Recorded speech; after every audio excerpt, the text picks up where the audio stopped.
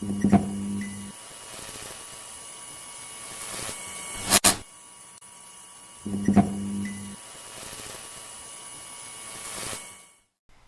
everybody today? Pete here at Spawn Fly Fish, and yep, we finally got a little bit of rain.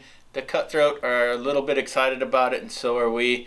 So when you get to the water, it's not quite as low and clear as it was a couple weeks ago, but if you want to catch that third or fourth fish out of the pool, this is the fly you need. So grab your stuff and let's start tying. Alright, in the vise today we've got the Ahrex 555, and this is a size 10. The 555 is simply, and I almost said flive, that's a new word, you can use it, but the 555 is the barbless version of the 554, just in case there's anybody out there that still likes to have a barb. For the bead, we've got the Spawn slotted football bead. Of course, this is hot pink, size 6mm, and I've got some non-lead 0.020, and this is just going to be used to keep that bead in place. And for this fly, I like 8 wraps. If you use 9, well, nothing's going to happen. It'll still be fine. So trim out that front piece. I'm using the curved inside of my designated wire cutting scissor, which you might know as a cuticle scissor. And then I'm going to do the same in the back, trim, and then just roll that little cut edge over. Nothing crazy. So get the bead. You want the bulk of that bead sitting on the outside of the shank, as far away from it as possible, which means for a jig style hook, it's on the outer portion there. Ready to go. So for today, we got some Veevus 50D in black. And as you can see, I just spun that wire. There we go, let's get it back where we want it. And let's trim that tag end out. And now it becomes wrapping those wire wraps a few times. And as you see, I'm going at an angle, 45 degree. I'm going to make a few passes like that, 3 to be exact. Make sure none of my wires coming undone, and then I'll come straight on with wraps, and then that'll cover up the rest of that weighted wire. At least good enough for what we need.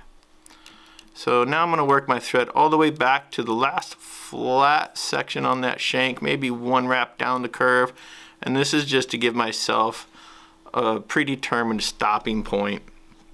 And so next we're going to tie in a tail, and for today I'm going to use 2 colors of flash.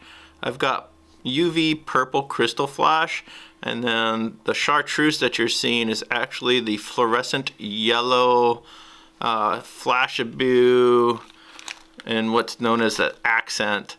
So anything will work in there. What we're going for today is that purple and Chartreuse combo though. Last few times we've been out for cutthroat, you know, you can get a couple fish out of each hole, and then they get a little wiser, and so the last resort has been going to this kind of odd purple and Chartreuse combo, and for whatever reason they really like it. So as you see, I just doubled the flash over my thread, and then I'll simply tie down a little bit there, and that's going to give me the color combo I'm looking for that'll match the rest of the fly. As far as the length here, I'm just going to kind of use the typical 1 shank length or 1 body length, give that a measure, and then I'm going to cut a little bit short on half or a third, and then move my scissor back. And what I'm going for here is I don't want a flat straight line on the back of that, because there's no straight lines in nature. So pretty simple so far, and this whole fly is relatively simple, but boy does it work. And just keep in mind for that tail, sometimes I'll use shaggy dub, get that little latex rubbery movement off the back. It's not always necessary though. We're gonna have some Schlappen in the front, and that's gonna give the wave and movement to this fly. So at least at home, you guys should all have some kind of flash. Any color would work, but if you're gonna be picky like I am, go ahead and match it.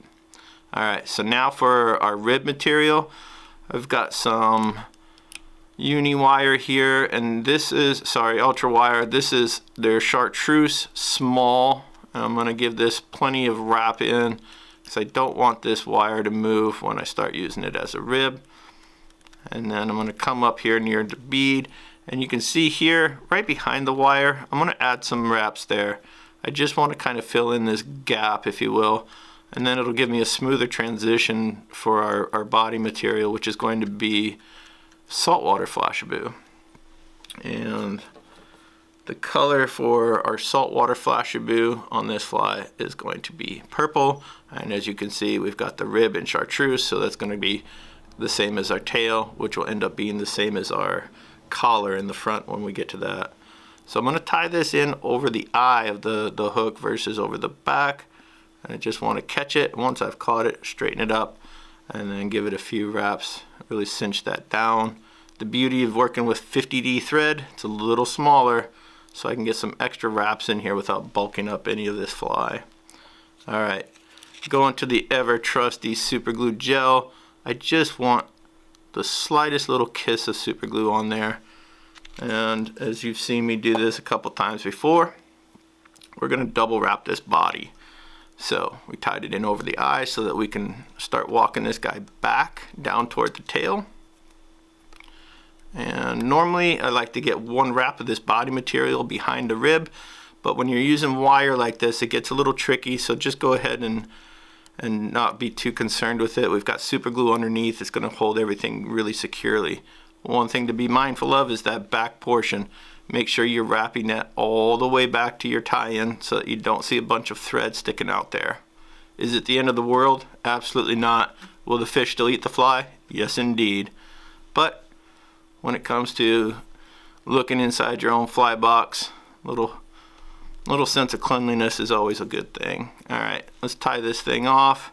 A couple good wraps there, and then just bring it back over itself, get a couple more good wraps, and now there's no way that's going to slide out on us. I'm going to even add some more and get that cut piece really tied down. Alright, so now we're on to our Chartreuse wire here. So let's just get this started, and you could absolutely cross wrap this and go the other direction, but since again we have super glue underneath, we have a double layer, this stuff's really not going to move on you too much. This is more of an aesthetic touch here.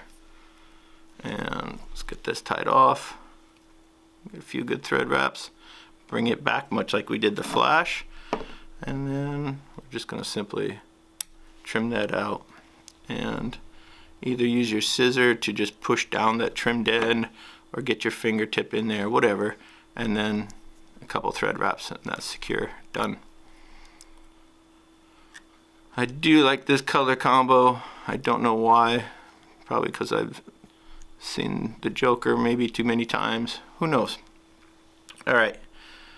So now, before we get to that Schlappen for our collar, we need something behind that that's going to act as a shoulder to really keep those fibers of the Schlappen sticking out. We want them to collapse in the strip, but during the pause we want them to spring back. And one of the easiest ways to do that is with a really strong collar, and so our shoulder. So let's get that tied in, and for today we are going to use some Ostrich from Hareline, dyed Chartreuse, as you can see. Make sure everything's where it's supposed to be. So I'm going to keep a healthy 1/3 of this front portion of the fly just for that thoracic region, and that's going to allow me roughly one extra turn of this Ostrich, but it's going to pack it in there really tightly, and that's what we need to get all these fibers from the Schlappen to stick out and to stay out and pulse and move like we want them to. Alright, so for the Schlappen, I've got one here from Nature Spirit, and this is their fluorescent yellow, and then I've got one from Hareline in purple. And just quick look at the tips there, typical, just trim them out, and yes, by the tip, not the base, because we don't need super long fibers, and if you've worked with Schlappen, those fibers get pretty long very quickly. So I'm going to stack both those feathers together so you can see I've got Chartreuse underneath, purple on top. And again, just like we did the flash, I'm going to switch this over to my tying hand, and with my off hand I'll get one good loop on here. And what I'm looking for is the bottom here, the underside of the shank, where that gap is in the bead. I'm going to use that as a little cheater and give myself a point of reference with that. And what I'm looking for here is not so much getting the fibers on top or anything. It's this, right where I have the fibers trimmed up. I don't want to go right next to where I'm going to use these. That first wrap, you want a little bit of space because we're going to eat up some of this thorax with the ostrich, and so we don't want to get stuck where we have really unruly fibers as we're just starting to try wrapping those feathers. So again, don't cheat or don't choke that all the way down, and then you won't run into issues. Let's trim out the tag ends of our Schlappen feathers before I ramble on here too much and forget what we're actually doing. And just be mindful you don't cut any of your ostrich there. And finish tying those fibers down. There we go. I can see there's one little fiber poking out, but it's going to get covered up with our ostrich. Alright, so I've got all 4 ostrich fibers, and what I'm going to do is just start spinning them in my fingers and get a nice little rope spun up here out of all 4 fibers. So those 4 now are 1, and they're much stronger that way. Alright, so that first wrap, don't trap any of those Schlappen fibers. But before I take the second wrap, I'm going to do this. I'm going to make another twist, because every wrap we take is undoing some of that twist. So this just keeps it all uniform. Let me retwist there, and then as you take that next wrap, you'll see how it just really comes out full. You don't have a bare piece of quill anywhere, right? Just get those fibers twisted a little bit before each wrap. And this is really going to be that strength that I was talking about earlier, that density, if you will, for that shoulder. Alright, so on about the 4th wrap, we're going to tie these all off and try to keep it clean in there. So just a little wiggle wiggle with your thread as you're coming down, and then a little pull up at the same time on that ostrich, and it'll really let you get that thread all the way down there. Carefully trim out all those. And then I'm going to take one more thread wrap to make sure I get those cut ends down. And then I'm going to pull my Schlappen out of the way. And I'm going to advance my thread with 2 wraps in front of the Schlappen. And now nothing's going to impede when I start wrapping these feathers. Alright, so my offhand, I'm going to start coaxing some of these fibers back toward the hook bend. And then I'm just going to wrap both feathers together. And for this fly, I like 2 full wraps, and it ensures full coverage here, fills in any of that gap that might be there for the collar, but it's also just going to give me a more uniform number of fibers, both chartreuse and purple. Got 1, there we go. Alright, so that would be the end of the second wrap, but you see how congested that gets in there, and so looking for that V here in my quill versus fiber. And once I've got that, that's great. Now I can get my thread through there and use that V as a guide. Don't trap any of the other fibers here if possible. You might have 1 trapped. And we're going to get this with 3 or 4 wraps of thread here to really solidify. Bring them back once more, and 2 more wraps in front. And then guess what? We are trimming them out. Like so. I got 1 fiber. I'm not sure if you guys can see that. And let's try to get him out of there. Bingo. And then 1 short fiber of chartreuse. And that's pretty darn good. Alright, so now just a little cleanup work here. Some extra thread wraps. Really get that solidified. Don't want it moving on us. And now a couple thread or whip finishes here, and we're good. Oh, see those little guys try to get inside that whip finish too, so just be mindful of those Schlappen fibers. Keep them out of your way as much as you can.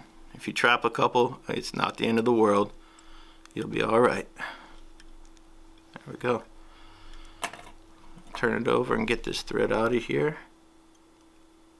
Bingo.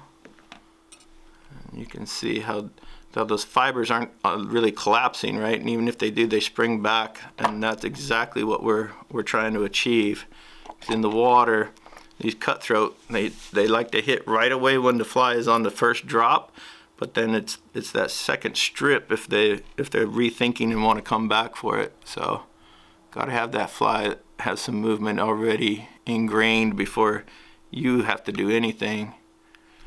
And we're just going to put some Loon hardhead clear all the way around on all the thread here, so that this fly is just built for getting chewed on. And there we have it. Purple Chartreuse, hot pink in the front, and that hot pink is as much for me as it is for the fish. Again, we're waiting for that strike on the drop. Water's a little off color since we did get a little bit of rain, and this is going to give me a visual cue much farther in the water column than just a standard black or another color bead. So I hope you guys enjoy. Hope you type a bunch of these. They are ultra successful. As always, please hit like, please hit subscribe, and we will see you guys on the water.